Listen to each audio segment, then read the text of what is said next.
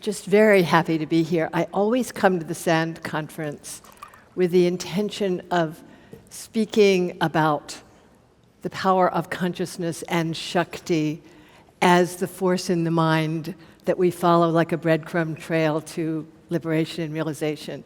And then I listen to everybody's great talks, and I think, well, everybody's already said that. So I end up talking about the form in the midst of a group of people focused on the formless. And so that's what I'm going to do today. I want to talk about the goddess of consciousness, actually the goddess consciousness. And I'm going to begin with a Sanskrit shloka from one of the, I would say, most significant, powerful, and easily digestible texts of the Kashmir Shaiva tradition. And it addresses, it is actually a text which explains how one consciousness becomes all that is, and then shows you how to recognize yourself as that. The verse goes like this: Chitti swatantra vishvasiddhi hetuhu svechaya svabhitau vishvam unmilayati. Chitti is the feminine form of the Sanskrit word for consciousness. So it literally, and what I find so remarkable in this text, which is from the 10th century, and yet which really does contain truths, as some of the scientists here tell us, that are now being unpacked in quantum physics, and which of course run through Buddhism and most of Eastern philosophy. And the thing that I find remarkable about it is that the culture which produced this text was a wildly and typically masculine culture. It was the culture of the Kashmiri Brahmanical tradition, mostly guys. There, I think, is a token woman who's prominent in the tradition, although probably others who are hidden. But their insight was that the creative power, the consciousness itself is goddess, is feminine. And the verse says, consciousness in her radical freedom, her absolute freedom to become anything and to become that which exists and that which doesn't, manifests this universe upon her own screen. As Nisargadatta says in one of the quotes up here, a thought arises in consciousness and becomes a world, and then thought dies down and all there is love and chitti. So what I'd like to do with you today is a few meditations and practices really tracing back chitti, the power of creativity, back to her source. I think all of us here have done these practices or done practices of one kind or another that really help us do that, because, as you know, the essence of non-dual practice is to deconstruct the physical world such that we begin to be able to recognize what it is and where it comes from. And one of my reasons for wanting to actually talk about goddess in form today is because I was sitting with one of my old feminist friends here in this hall yesterday, listening to two really gorgeous talks about sacred activism from Drew and from Charles. And they were really gorgeous talks. And they mentioned all the horrors that are going on in the world, the racism, the destruction of species. Nobody mentioned sexism or the fact that men in Afghanistan are still cutting off their wives' fingers because they accidentally brushed against another man, or, the pay gap, the gender pay gap, even in this country. And I thought, well, goddess is hidden. The feminine aspect of consciousness has always been hidden. She acts through bodies. She acts through this, the specific forms of this universe. And she's not seen. She's not known. And yet the greatest sages, the great non-dual sages like Ramana Maharshi and Abhinavagupta, Shankaracharya, Ramakrishna, many, of course, of the great Christian non-dual mystics, were secret worshippers of consciousness of the divine as mother, as goddess, undoubtedly because of their inner experience. And very often they loved goddess in secret, especially the very radically non-dual renunciant sages like Shankara. But Ramana Maharshi was buried in his samadhi shrine. There is a Sri Chakra, the yantra, the geometric form of goddess, because what all of these sages recognized is that force that Whitehead famously calls the creative advance of novelty, that Stuart Kaufman calls the intense, I'm actually slightly paraphrasing him, the intense creative urgency that is, hidden and manifest in every part of this universe and in ourselves. That force of becoming that becomes all this and also becomes every state of mind, that force is feminine. That force is a frequency of vibration that we recognize the more deeply we go into it as a fundamentally feminine force, a force of beauty, a force of wholeness, a force that actually becomes pregnant with the world, delivers the world, and then nourishes the world. And in the Indian tradition, as many of you know, I'm always slightly embarrassed here to use these terms because I know that most of you are very familiar with them, but I'm going to explain it anyway. That this aspect of creative novelty, creative urgency in the universe there's actually two names for it. One of them is spanda, which literally means the vibration, that frequency that Stuart was talking about on Thursday night, whose quality is a sort of ceaseless vibrating into new forms of reality, and whose underlying emotional tone is blissfulness. He also said, tucked in towards the end of his talk, which I thought was brilliant but understood about a quarter of, but one of his main points was his understanding that the driving force of evolution is the desire to feel good. Do you remember that? I think all of us perked up when we heard that because in our hearts we know it's true. And of course, in the goddess traditions, in the Shakta traditions, that force is called Ananda, the force of bliss, and is an intrinsic part of reality, is the nature of goddess. So when people in the non-dual world ask me why, as a practitioner of meditation on pure consciousness, I'm always talking about goddess forms, I say for the sake of ecstasy, because goddess forms, the form of the divine feminine, whatever guise she takes, and we're going to speak of her in a specific guise this morning, she's always shedding blissfulness. So if she's manifesting in one of her fierce and fiery forms, she's shedding blissfulness. If she's manifesting in one of her nurturing, motherly forms, she's shedding blissfulness.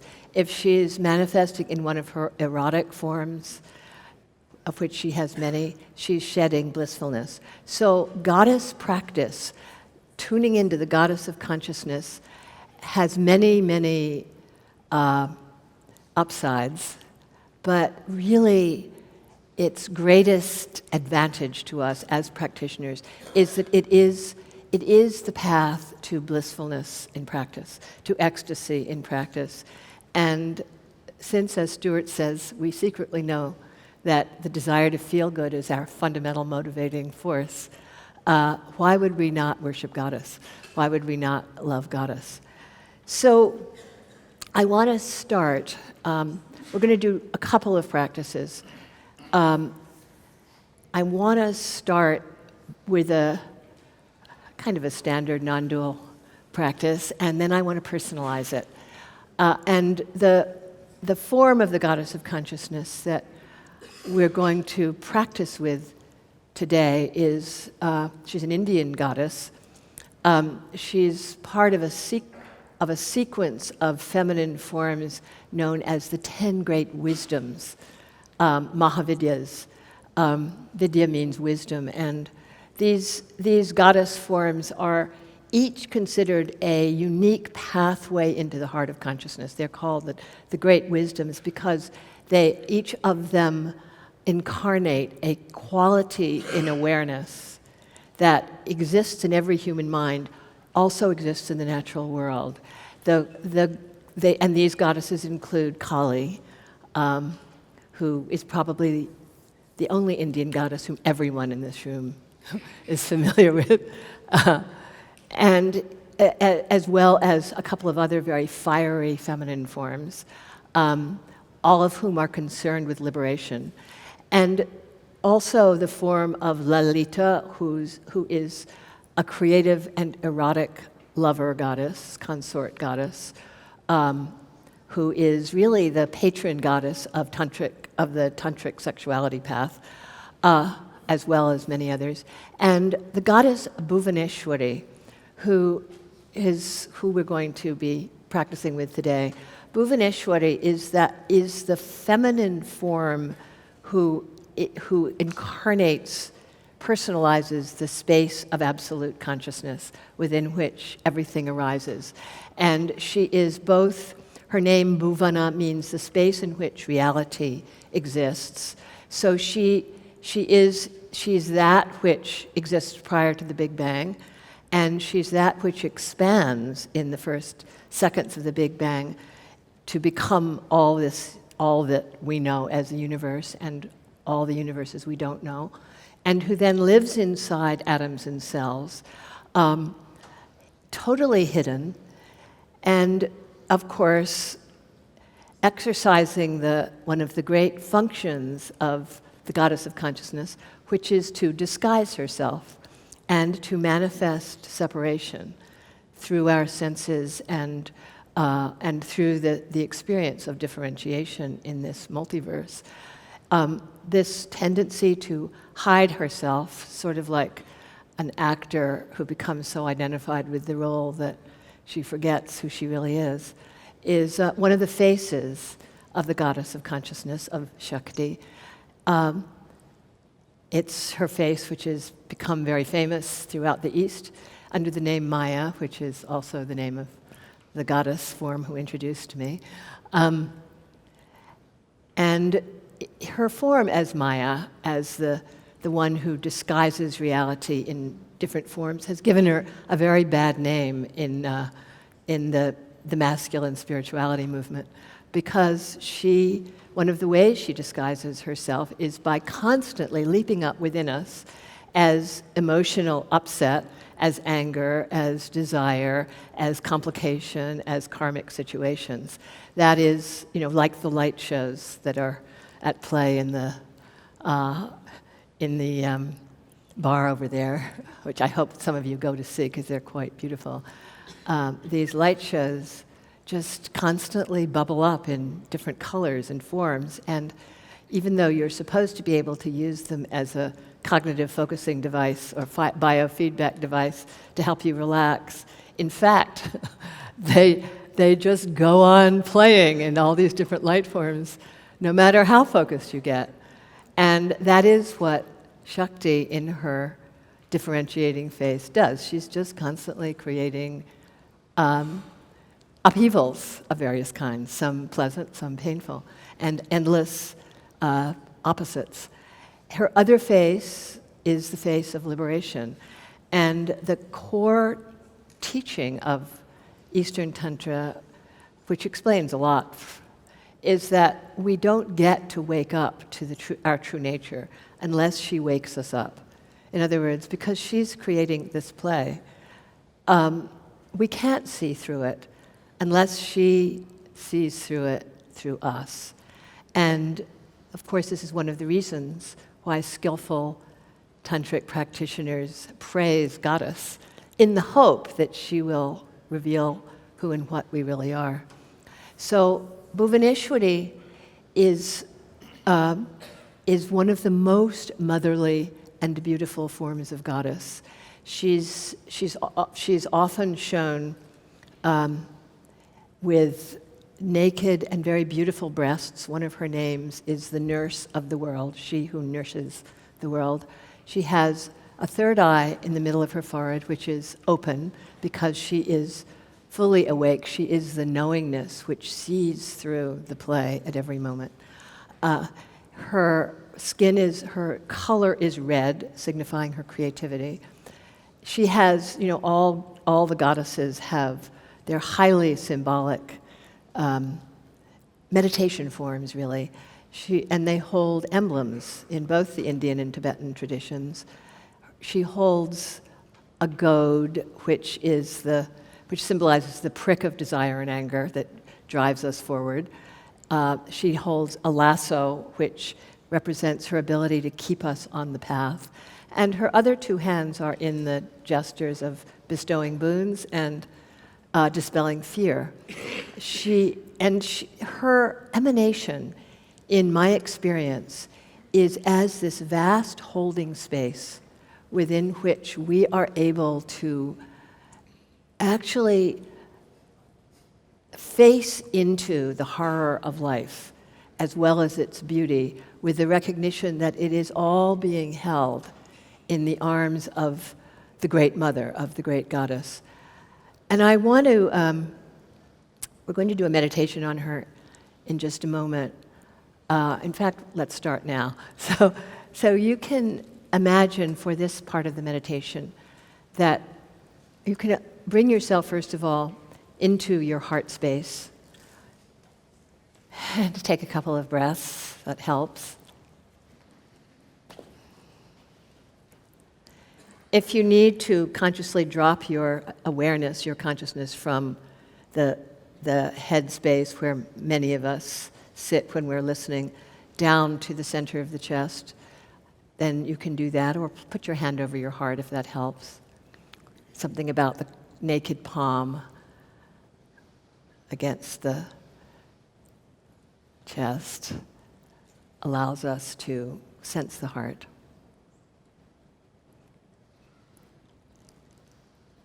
And as you inhale and exhale, see if you can breathe into the back of the heart. Something we often don't do. Just let the breath flow into the back of the heart.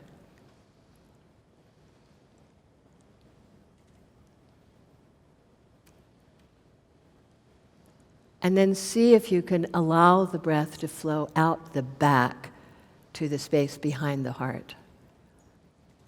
Many of you, especially if you do Tibetan practice, may have done the practice of locating your awareness behind you. So see if you can feel yourself breathing into the back of the heart and out the back of the heart, and see if you can feel behind your body a loving, knowing, motherly, utterly objective, and yet utterly personal awareness, which literally has your back. She is holding you from behind, as though embracing you from behind. Holding you as you breathe.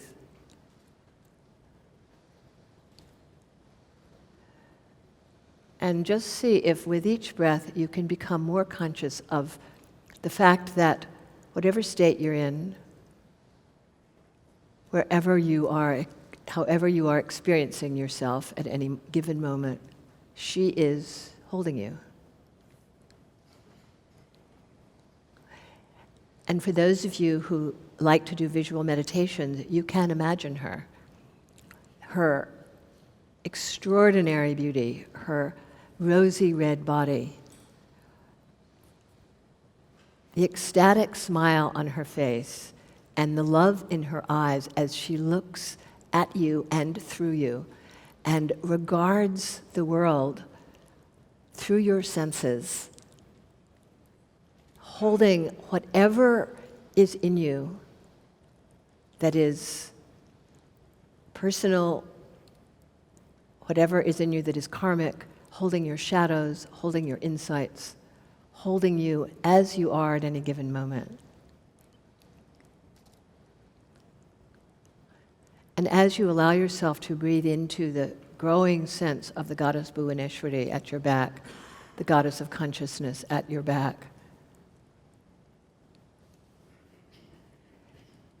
see if you can expand your awareness of her to recognize that she is also inside every cell of your body, that she's in the chair, that she's in the air, that she's that awareness that is present in everyone in this room, and also, though less obviously, in the floor, and the lights, and the sounds.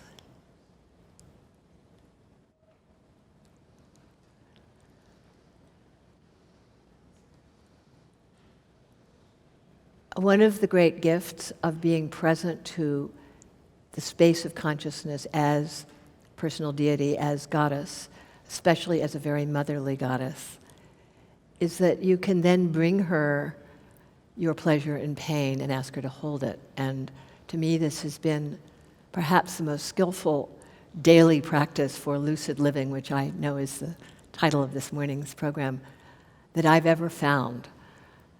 And so I want to, in the few moments we have, just to take a little excursion into some aspect of your life that feels problematic right now, whether it's a worry or a relationship or your own illness or just the existential holding that so many of us feel, and become very present to that.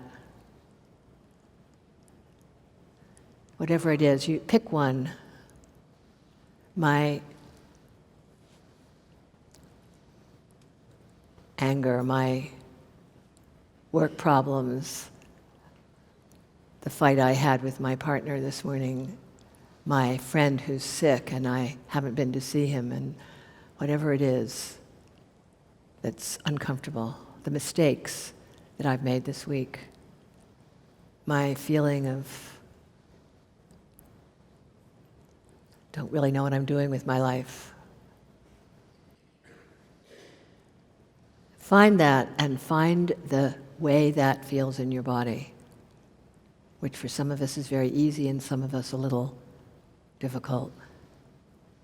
See if you can find where it is in your body.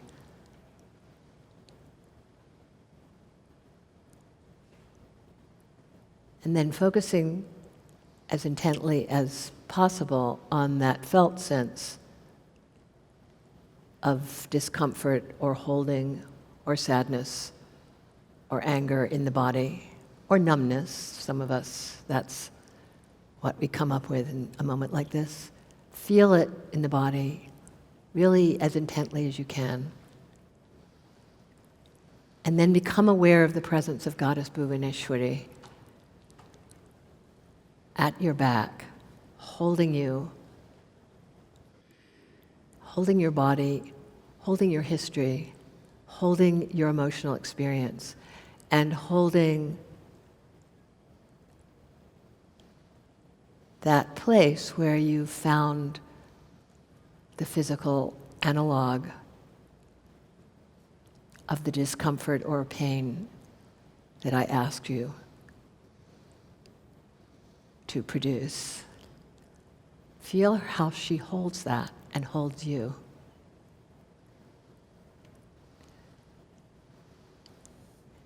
And you can, in this moment, offer it to her, or you can just let you and whatever discomfort or feeling you may have found surfacing, just allow her holding to be present.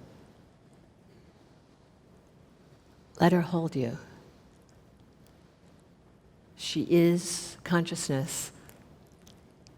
She is ever present. She is in everything and thus impersonal. And she is also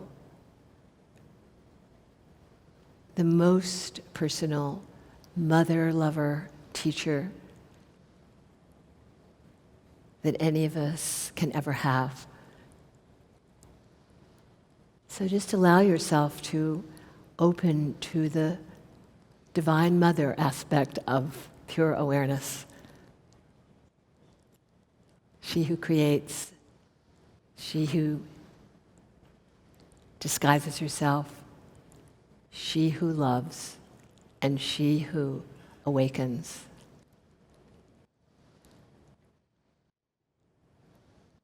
So with a deep inner bow to the goddess of consciousness at our back, the goddess Bhuvaneshwari, the lady of space, you can open your eyes. We have a couple of minutes for questions.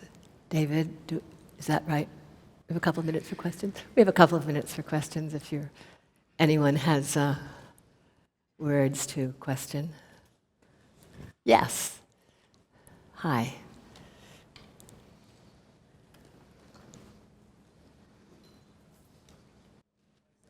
Hi.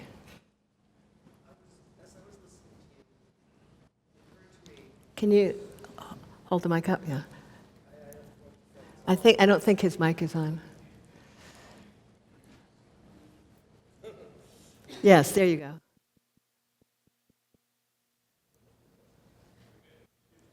He's good, yeah. Thank you. Thank you. It occurred to me as you were talking that there are three forces, and they're in a trinity. I just wanted to know what your reflections. The first force would be about feeling good or bliss. The second force would be about remembering. The third force would be about mastery. And that they work in two trinities so that there is a material level of the three and there is an energetic level of the three, so that one of them points us to the universe and one of us points us to the earth, so that there are two mysteries of the mystery of the three plays itself out in two times as forces that lead us to become truly who we are. And then there's the seventh, which is rest, which doesn't usually get talked about, but that is the key force for helping us create who we are. It's the force of saying we're beyond forces. And suddenly it occurred to me that united the mystery of three and the mystery of seven, which seems to me have been in sacred relationship forever, but not necessarily married to each other. Not necessarily married, yes. So I was just interested in your reflections because, I thought it was very interesting to hear that, the driving force for us was bliss. But I think it's valid, but it's not the whole story. So I just want to know your thoughts. Well, the way I understand reality from the tantric point of view is that reality has the quality of awareness and bliss as its nature, and at rest is simply present with awareness and bliss, and that within that awareness and bliss, the three forces which I call will, that is the impulse, knowingness, which is consciousness, and activity, which is perhaps what you call mastery, that these forces are in constant play as you say, all the way up and all the way down. So, many different traditions, and clearly the tradition that you are part of or have thought your way through, describe this in different language, but essentially, we're always talking about a trinity involving desire, knowingness, some form of awareness, knowingness, and activity that are at play really in everything, and that all arise out of the fundamental consciousness and bliss at the heart of everything and dissolve back into it. So yes, yes. That's a tiny answer to a huge discussion, of course. Yes, yes. Who has the mic? Hi.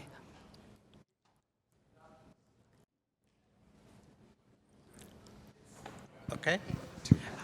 I should first congratulate you for having studied deeply about this Shaiva Tantra. It is Tantra. But I would like, if you don't mind, if I add a little, I'm a neuroscientist too. So in that background, I would like to add a little more. Beautiful. You see, in fact, we have two lobes, right lobe and left lobe of the brain. These two lobes are one feminine and one masculine component of our body. In fact, feminine and masculine components are ingrained in us. We call, in India, you must have heard too, Ardhanarishwara. Right. Ardhanarishwara means half of it is Shiva, half of it is Parvati.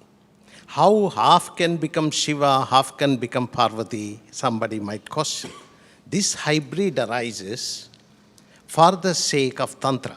Yeah. Tantra is unification, and Tantra is orgasm developed within an individual, Yes. not an orgasm developed between two individuals. Yeah. This is the mistake that many people do, unfortunately. Yes. Never Tantra says that it is the meeting of two people. It is one. He can generate orgasm within himself or herself. How he can do it? He can do it by turning the eyes backwards in meditation. When you turn the eye backwards, you flow through your optic nerve, you go through the optic chiasma. Optic chiasma is actually your Adna chakra. Your third eye, yeah. Third eye, not third eye, Adna chakra. Yeah, Then you go Adna chakra. deep still, Yeah. you go to pineal gland. Yes. Right. Thank you. Thank you. This is beautiful bringing together of spiritual tantra and neuroscience. And I love what you said about the right and left brain coming together through the corpus callosum, I believe it is, and forming that androgynous deity called Ardhanarishwar, half man, half woman lord is what that means. So thank you. Again, this is a big topic. We could do a whole morning on it. Yes, one more, I think, or we're out of time. Okay. We're out of time, and